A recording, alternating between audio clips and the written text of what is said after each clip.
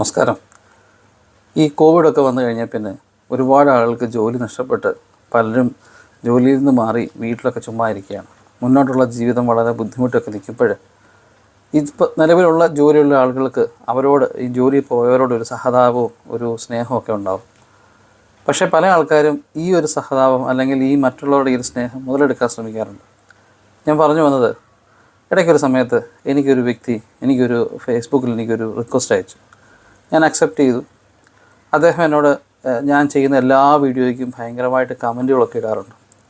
അപ്പം കമൻറ്റുകളും ലൈക്കും ഞാൻ പോസ്റ്റ് ചെയ്തിട്ട് 2 സെക്കൻഡിനുള്ളിൽ തന്നെ ഇദ്ദേഹം അത് വീഡിയോ ഷെയർ ചെയ്യുകയും ഒക്കെ ചെയ്യാറുണ്ട്. വളരെ സപ്പോർട്ടീവായിട്ടൊരു മനുഷ്യനാണ്.